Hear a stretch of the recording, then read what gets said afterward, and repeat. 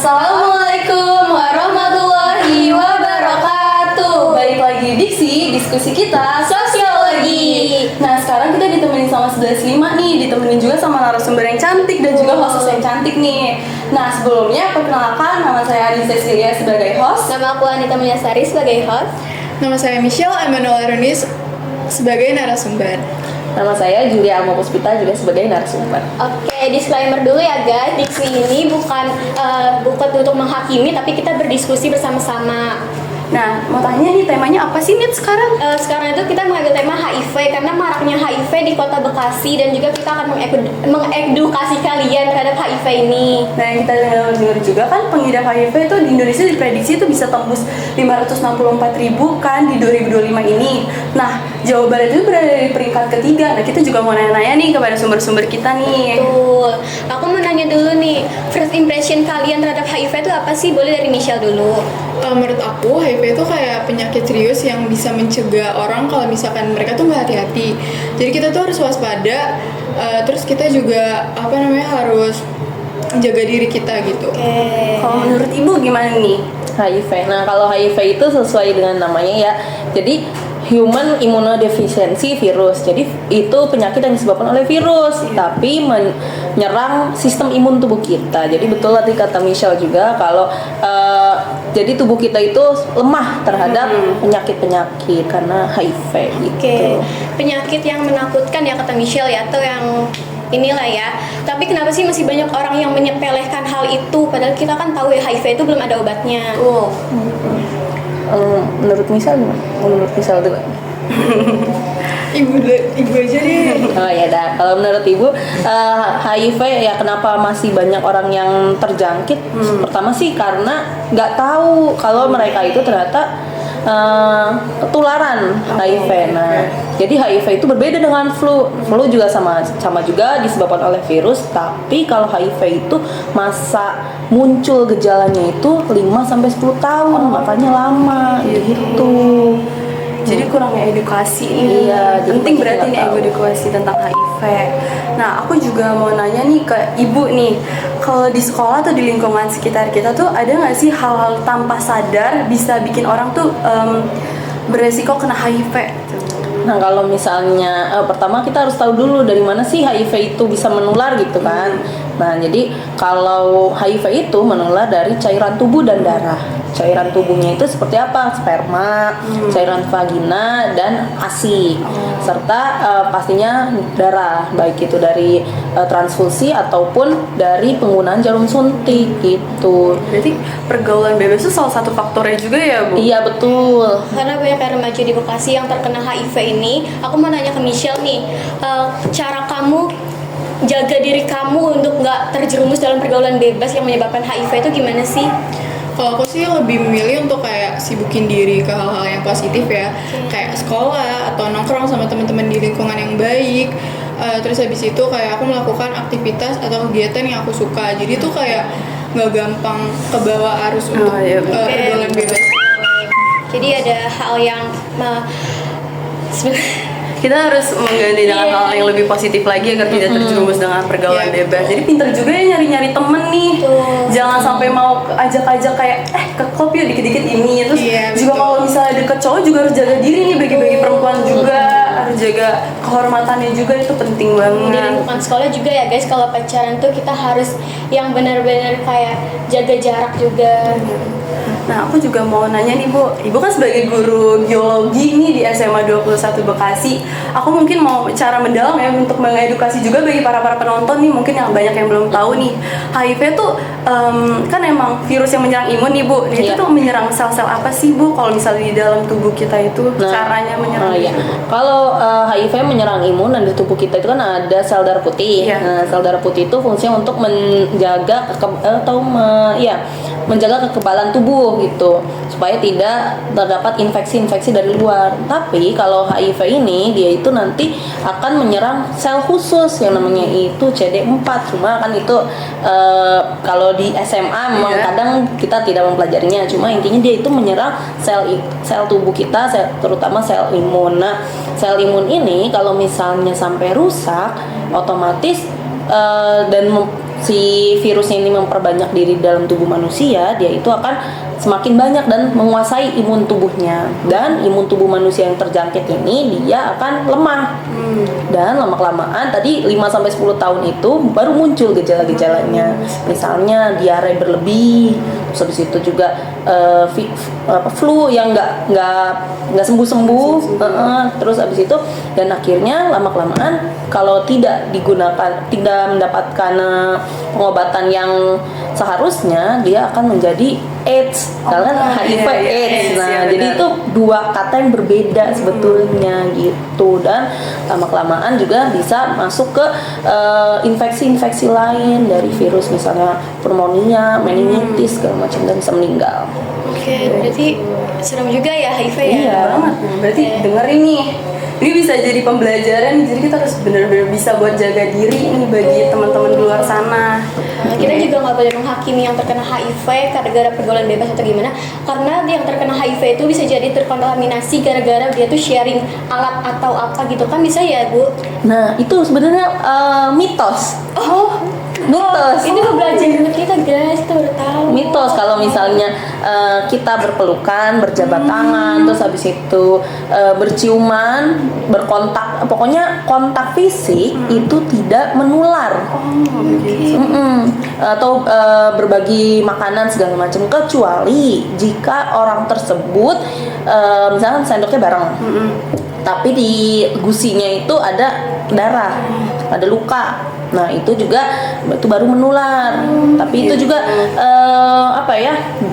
Ya, kalau misalnya masih jeleknya di Indonesia itu kalau ada orang namanya Oda ya, kalau misalnya ini orang dengan HIV AIDS. Nah, kalau dia terjangkit itu pasti stigma orang Indonesia langsung ngejauhi, Jelek, ya kan, langsung sulit ngejauhi.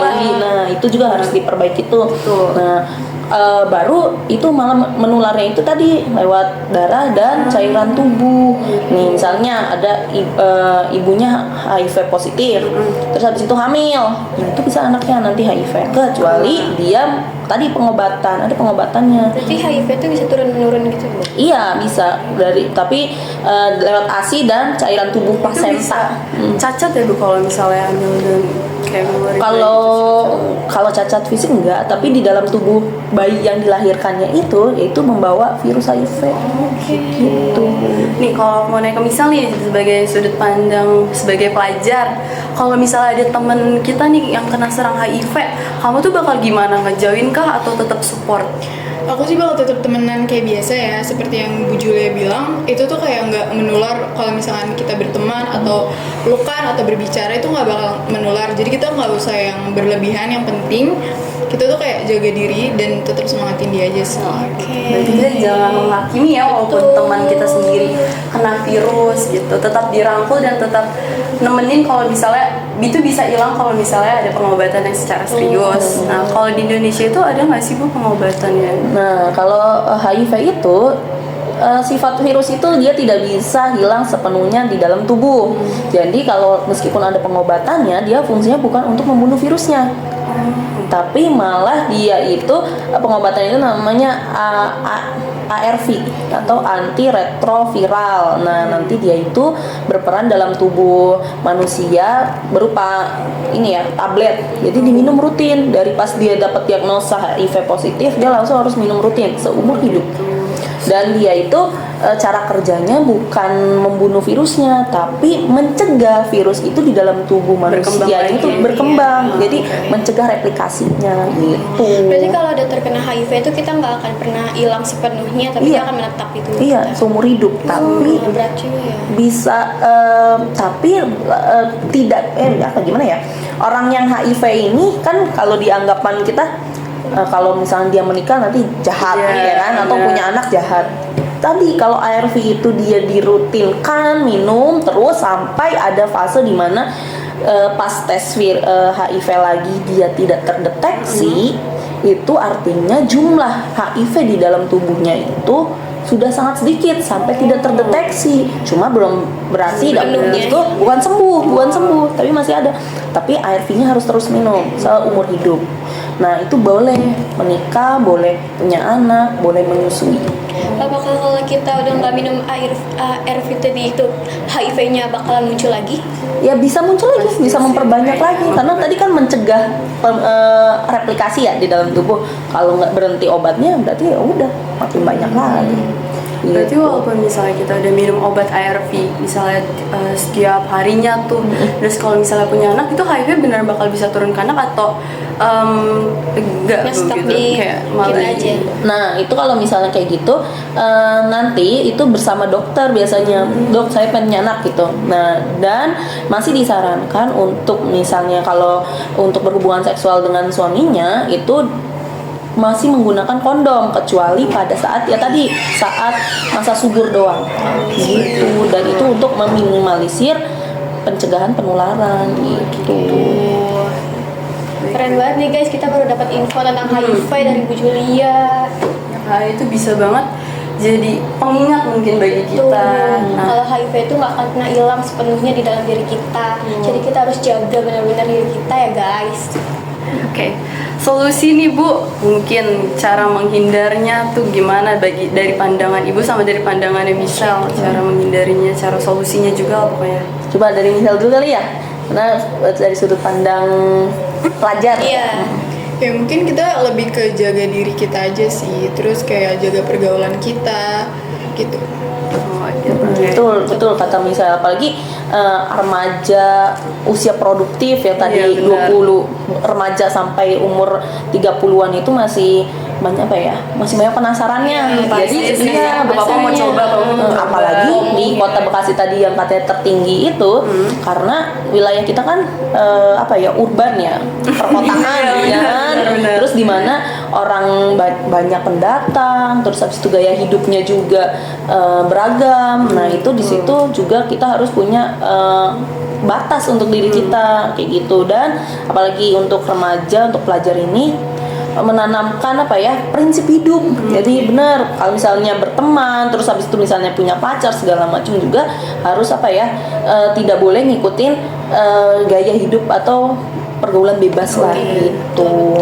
Terus juga untuk selanjutnya selain apa tadi menjaga diri juga, dan kalian untuk siswa-siswa SMA ataupun remaja lainnya itu sebaiknya yaitu tadi banyak edukasi diri biar tahu gitu. Jadi benar kalau misalnya ada teman yang terkena HIV jangan dijauhin, karena kalau misalnya dijauhin dia itu akan menutup diri, bukan dia cari pertolongan, malah dia apa ya, malu untuk bicara, nanti Jadi malah nggak berobat. Jadi berkembang ya virusnya Iya di dalam betul, tubuhnya jadi sendiri. AIDS kayak gitu. Iya, benar-benar. Kalau menurut Ibu nih, apakah di setiap sekolah itu penting itu untuk cek HIV?